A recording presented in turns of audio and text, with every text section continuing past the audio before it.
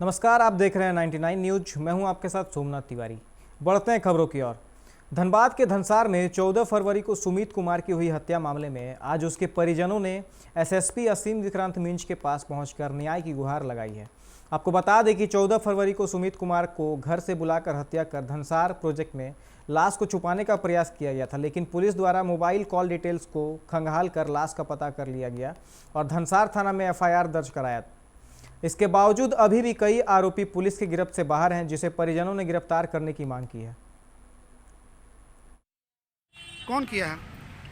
पंजीत और टुंटू और मनीष सब बुला के ले गया घर से फोन करके कि चलो तुमको ले चले हैं सुबह 7 बजे और ले जाके खाद में धकेल के उसको मार दिया, छुरा भोग के पत्थर में बाजार सब भगना के गुफा में। क्या नाम था आपका बेटा का? सुमित कुमार।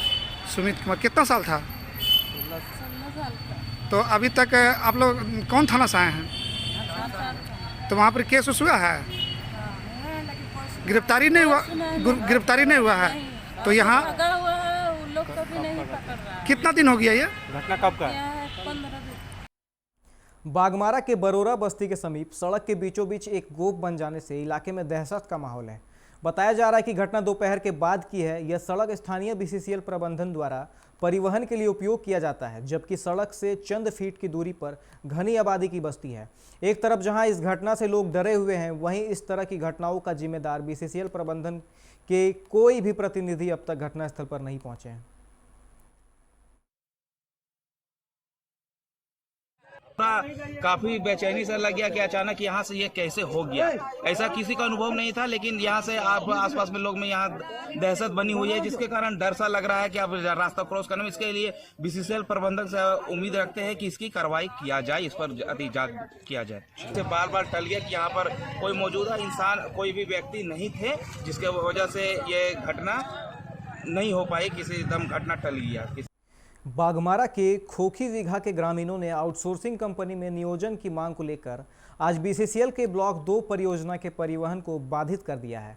पूर्व से ही आंदोलनरत ग्रामीणों की मांग यह है कि ब्लॉक 2 परियोजना के संचालन में यह गांव अति प्रभावित है, इसलिए स्थानीयता के आधार पर यहां के ग्रामीणों को आउटसोर्सिंग कंपनी में नियोजन देना चाहिए।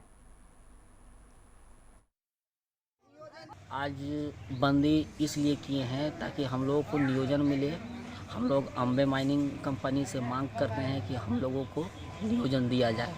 हम ग्राम खोखी बीघा के सबसे प्रभावित क्षेत्र के ये हैं, ग्रामीण हैं, क्योंकि हमारा बस्ती से 50 से 100 गज की दूरी पे कंपनी अपना कार्य कर रही है और अपना मनमानी तरीके से कर रही है। इस बीच में पहले हम लोगों के साथ में वार्ता हुआ था कि हम 15 से 20 आदमी का नियोजन देने का काम करेंगे, क्योंकि आज जब हम लोग बंदी किए हैं तो ये बोल रहे हैं कि से हम 2 से 4 आदमी का नियोजन देंगे। बीसीसीएल एरिया 1 के मुराईडी कोल डंप के लोकल सेल मजदूरों ने आज कोल डंप स्थानीय प्रबंधन के खिलाफ आक्रोश जाहिर करते हुए जमकर हंगामा किया। अरसे से कोल डंप में मैनुअल लोडिंग मजदूरों द्वारा ट्रकों में कोयला लोडिंग किया जा रहा था और अब स्थानीय प्रबंधन ने पेलोडर लोडिंग का फरमान जारी किया है, जिसको लेकर मजदूर रोष में है। मजदूरों का कहना है कि पेलोडर लोडिंग होने से यहाँ कार्यरत लोकल सेल के सभी कोयला लोडिंग मजदूर बेरोजगार हो जाएंगे और भूखमरी का शिकार हो जाएंगे। लेबर जैसे लोड कर रहे थे गाड़ी को आज 40 साल से, उसी तरह हम ही लोग लोड करेंगे। पिलोडर लोड नहीं होगा। हम लोग फिर से गाड़ी मतलब घुसे और हम लोग लोड करेंगे, फिर लेबर ही लोड करेंगे। मैनेजमेंट का कहना है कि पिलोडर लोडिंग होगा, लेकिन वैसा हम लोग नहीं होने देंगे। आगे हम लोग चक्का जाम करेंगे अगर हम लोग को लोड नहीं करने देगा तो। धनबाद में किन्नर समाज की आपसी मारपीट और विवाद को सुलझाने के लिए एसडीएम सुरेंद्र कुमार ने सर्किट हाउस में एक बैठक की। इस दौरान सुनैना किन्नर गुट और छमछम देवी किन्नर गुट के बीच इलाके को लेकर आउटलाइन तय की गई।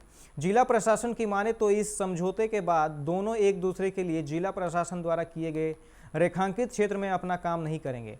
अगर क्षेत्र के रेखांकन को दोनों गुट में से किसी भी गुट पर अवमानना का आरोप लगा तो संबंधित क्षेत्र के थाना प्रभारी उसके खिलाफ कार्रवाई करने को बाध्य होंगे। एसडीएम ने कहा कि किन्नर समाज के दोनों गुटों से उनकी बातचीत हुई, जिसमें उन्होंने दोनों गुटों की समस्याओं को बारीकी से समझा।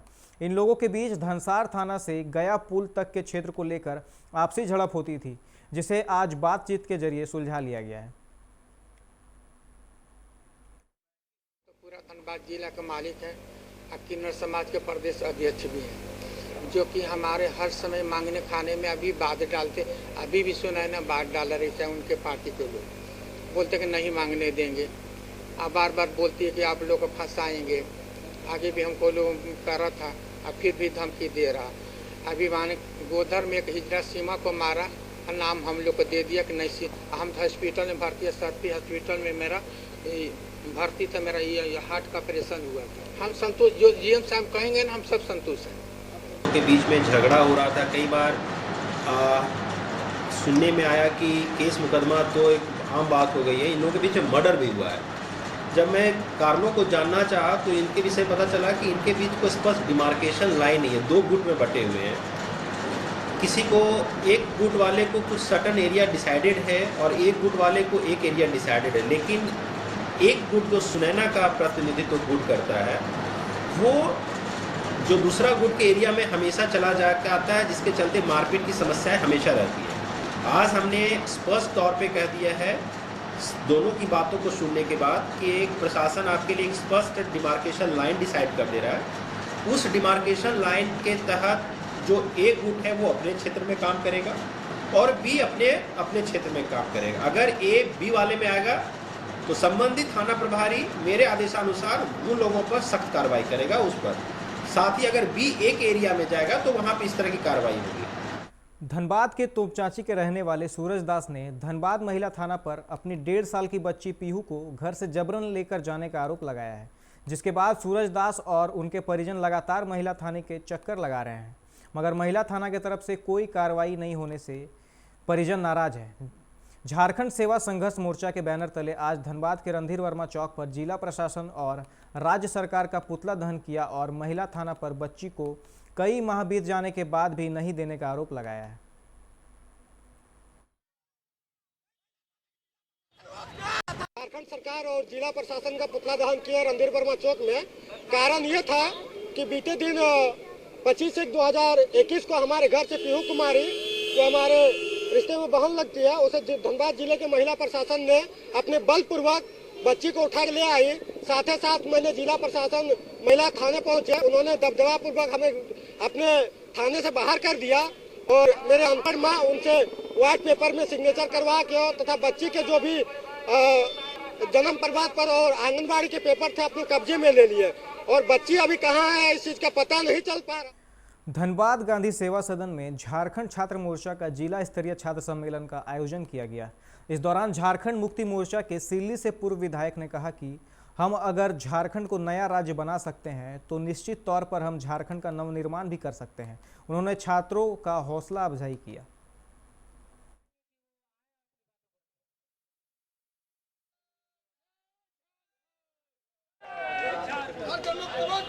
यही है कि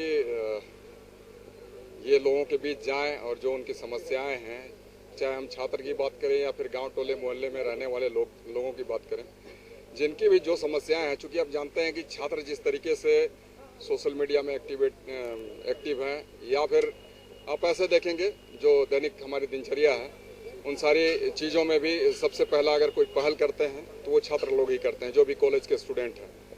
तो हम इनसे यही कहने आए थे कि आप हमेशा ही लोगों के बीच रहें, लोगों को जागरूक करने का काम करें, ताकि जो हमारी सपने थे, झारखंड के लोग कैसे खुशहाल हों, कैसे बेहतर तरीके से जीवन जी सके, तो उसके लिए ये पहल कर सकें, उनका माध्यम बन सके।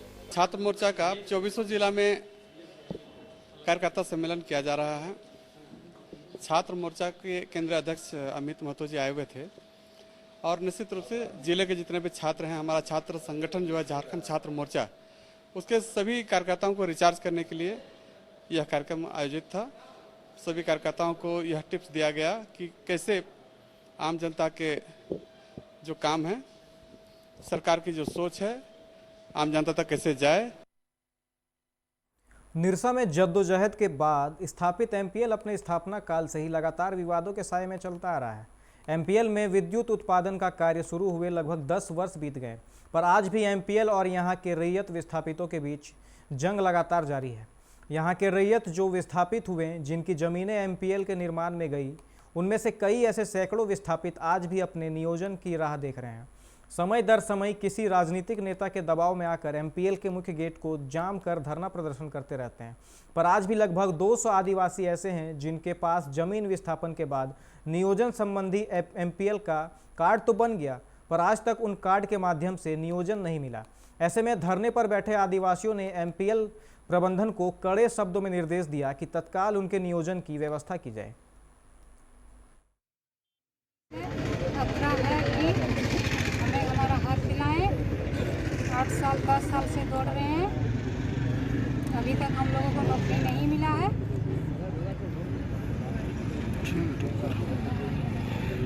जमीन आप लोगों का जमीन गया है एमपीएल में? जमीन गया है, सारा जमीन चला गया है प्रोजेक्ट में। तो क्या बोला गया था पहले आप लोगों को? बोला गया था नियोजन मिलेगा, अभी तक नहीं मिला है। एमपीएल स्थापित होने के बाद जिनको वार्डी बनाया गया है, उन लोगों में से भी बहुत साथी हैं जिनको नियोजन अभी तक नहीं मिला है। उसी के कारण ही हम लोग दौड़ते रहे हैं, नेता लोगों को पकड़ते हैं और हम लोगों का जो मांग है, जो हक है, वो रखते हैं। वो तो वार्डी लोगों की बात है, लेकिन इस आसपास के जो लोग जो लैंड लूजर नहीं हैं, वो लोग बेचारा खाली धूल खा रहे हैं। झरिया के सेल चासनाला कोल वासरी के बीसीसीएल से रॉ कोल ट्रांसपोर्टिंग के लिए निकाली गई निविदा में भारी अनियमितता का आरोप लगाते हुए जांच की मांग को लेकर धरना पर बैठ सीलवीड डालने वाले हृदय भूषण सिंह नामक ठेकेदार ने कहा है कि एक साजिश के तहत उनका निविदा को रद्द कर दिया गया है। चासनाला महाकार्यालय के मुख्य गेट के समक्ष 3 दिवसीय धरना के दूसरे दिन लोगों ने प्रशासन और प्रबंधन विरोधी नारेबाजी की। धीरेन्द्र कुमार सिंह ने कहा कि प्रबंधन खुद की कमी को छुपाने के लिए लोगों पर आरोप प्रत्यारोप लगा रहे हैं और प्रबंधन मनमानी कर रहे हैं। उन्होंने कहा कि धरना के बाद भी प्रबंधन नहीं मानते हैं तो उग्र आंदोलन किया जाएगा। सहायक महाप्रबंधक अजय कुमार जी हैं। इनका एक न्यूज़ रिपोर्टर का स्टेटमेंट है जो कि आज के पेपर में भी आया हुआ है। इनका कहना है कि कॉन्ट्रैक्टर अपना सारा कागजात जमा नहीं किया, इसलिए निविदा से इनको टर्मिनेट किया गया। कहाँ तक बात सही है? ये सरासर सबसे बड़ी बात है कि एक जिम्मेवारी के लिए इनको कुर्सी दी गई है और ये कुर्सी पर बैठकर भी बिना जानकारी लिए कुछ भी स्टेटमेंट दे रहे हैं। अगर मेरा कोई पेपर जमा नहीं है, सार्वजनिक रूप से आइए, बताइए कौन सा पेपर जमा नहीं है, बताना तो पड़ेगा ना कि हाँ। वक्त हो चला एक छोटे से ब्रेक का, जल्द मिलते हैं ब्रेक के बाद। अपने घर के लिए सही दरवाजे चुनने की बात हो तो चुनिए सिर्फ टाटा प्रवेश के दरवाजे, जो लकड़ी के दरवाजों से कई गुना है बेहतर। टाटा प्रवेश के दरवाजों में है स्टील की मजबूती और लकड़ी की खूबसूरती। टाटा प्रवेश के दरवाजे फ्रेम और एक्सेसरीज के साथ फैक्ट्री में तैयार किए जाते हैं। लकड़ी के दरवाजे बनाने के लिए बहुत से लोगों से संपर्क करना पड़ता है, जो कि इस समय नुकसानदायक हो सकता है। लकड़ी के दरवाजों को लगाने में 8 चरणों से गुजरना और 6 प्रकार के लोगों के संपर्क में आना होता है, जबकि टाटा प्रवेश के दरवाजों का इंस्टॉलेशन केवल 2 चरणों में हो जाता है। बस अपना दरवाजा चुनें, उसका आकार नापें और नो टच डिलीवरी पाएं। इसे हमारी प्रशिक्षित इंस्टॉलेशन टीम द्वारा लगाया जाता है, जो सैनिटाइजेशन प्रोटोकॉल्स का ख्याल रखती है। टाटा प्रवेश के दरवाजे लकड़ी के दरवाजों से कई गुना मजबूत होते हैं और आपके परिवार को सुरक्षित रखते हैं। स्टील के बने होने के कारण इन दरवाजों में स्वाभाविक रूप से न तो दीमक लगता है और न ही इनमें आग पकड़ने का डर होता है। टाटा प्रवेश के दरवाजे मेंटेनेंस फ्री और वेदर प्रूफ होते हैं। सामान्य लकड़ी के दरवाजों की तरह ये न तो सिकुड़ते फैलते हैं और न ही इनमें दरार आती है।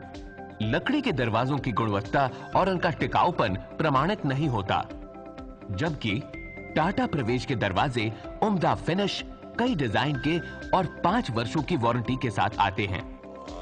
एक बात और, लकड़ी के दरवाजों के लिए जंगलों की कटाई होती है, वहीं दूसरी ओर टाटा प्रवेश के दरवाजे पेड़ों को कटने से बचाते हैं तथा ये 100% रिसाइक्लेबल होते हैं।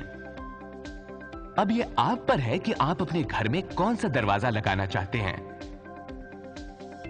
बेस्ट चुनिए, टाटा प्रवेश के दरवाजों और खिड़कियों को चुनिए।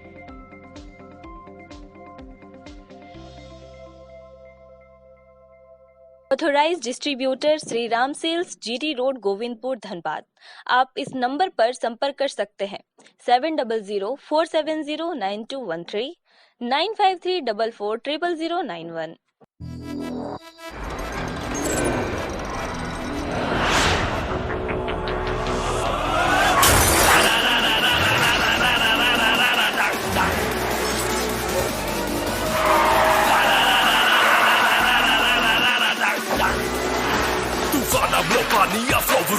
Go into your song, can you catch me? No, can you match me? No, देख मुझे I'll burn the roads.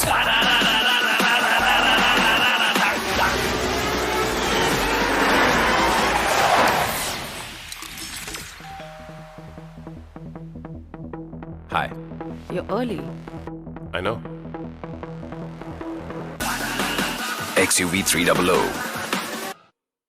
Authorised dealer model fuels, Dhanbad, Bokaro, Giridih. आप इस नंबर पर संपर्क कर सकते हैं 8929207235, 8929207236, 9711355896। Hey, I'm sexy Mr. Brown, a prince who's just been crowned. I can brighten up your day, 'cause I'm so sunny. Hey, I'm sexy Mr. Brown, heading out to town. You can hate me all the way, 'cause I got my honey. And that's not funny, my honey. Makes me sing all night.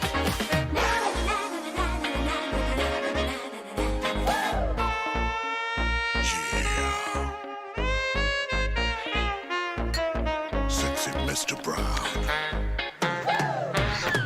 Your wait for sheer extravagance is over. Presenting Kia Carnival. Bookings open. जय TMT, भरोसा अटूट एवं सुरक्षित निर्माण का।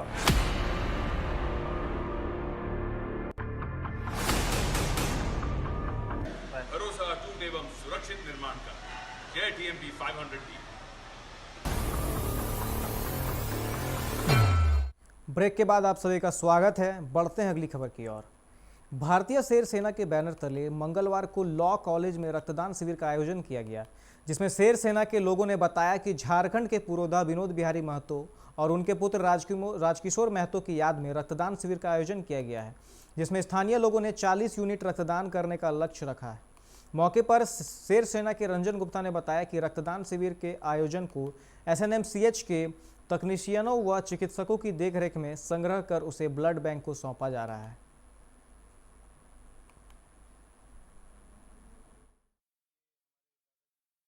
विनोद बिहारी महतो और पिताजी स्वर्गीय राजकिशोर महतो की याद में एक ब्लड डोनेशन कैंप जो है, जहाँ तक आप पोस्टर देख रहे होंगे, भारतीय एकता शेर सेना के द्वारा जो है और लॉ कॉलेज के द्वारा दोनों के सहयोग से आपसी हम लोग ये कैंप लगाए। कितने यूनिट की टारगेट कम से कम एक शुरुआत है, चाहेंगे कि लोग बढ़ चढ़ के आएँ और कोशिश में है कि कम से कम 50 यूनिट ब्लड तो यहाँ से जाए और एक अच्छा कार्य है। हम लोग चाहेंगे कि और बढ़ चढ़ के लोग हिस्सा लें इसमें। हमारे एक भारतीय एकता शेर सेना सामाजिक संगठन और लॉ कॉलेज के द्वारा एक हमारे स्वर्गीय विनोद बिहारी महतो और स्वर्गीय राजकिशोर महतो जी के याद में हम लोगों ने रक्तदान शिविर लॉ कॉलेज के कैंपस में लगाया है और TMCH में ब्लड की कमी को देखते हुए ये हम लोग कॉलेज में हमारे सचिव महोदय के वार्ता से ये हुआ कि नहीं, यहाँ पे हम लोग कॉलेज में रक्तदान शिविर करेंगे। झरिया के भौरा थाना क्षेत्र के जहाज टांड़ स्थित दामोदर नदी में भौरा पुलिस ने मंगलवार को छापेमारी कर भारी मात्रा में अवैध कोयला सहित कई साइकिल जब्त किए। पुलिस की इस छापेमारी से कोयला चोरों में हड़कंप मचा हुआ है। हालांकि छापेमारी के दौरान सभी कोयला चोर दामोदर नदी के रास्ते अमलाबाद फरार हो गए। पुलिस अधिकारी हिमांशु कुमार ने बताया कि गुप्त सूचना मिली थी कि भौरा ओपन कास्ट माइंस में अवैध कोयला की निकासी कर दामोदर नदी के रास्ते बड़ी मात्रा में अवैध कोयले की तस्करी की जा रही है। सूचना मिलते ही पुलिस बल के साथ उक्त स्थल पर पहुंचकर छापेमारी की गई, जहां से भारी मात्रा में कोयला सहित कई साइकिल जब्त किए गए हैं।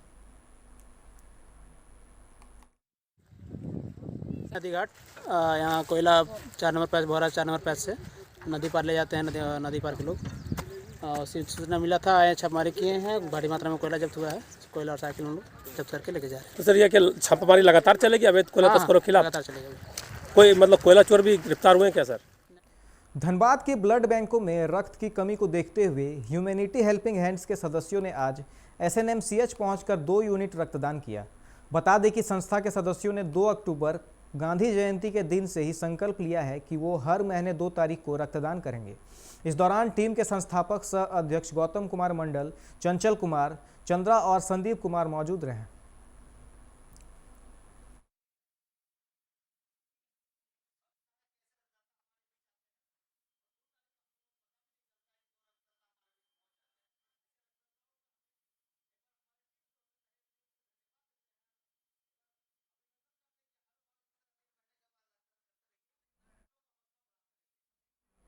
चिरकुंडा के विनोद झा हत्याकांड के मुख्य आरोपी हत्यारा चुन्नू तिवारी उर्फ राकेश को और तबरेज आलम उर्फ सलमान को पुलिस ने गिरफ्तार कर लिया है। हथियार के साथ गिरफ्तार किए जाने के कारण आर्म्स एक्ट का केस दर्ज किया गया है।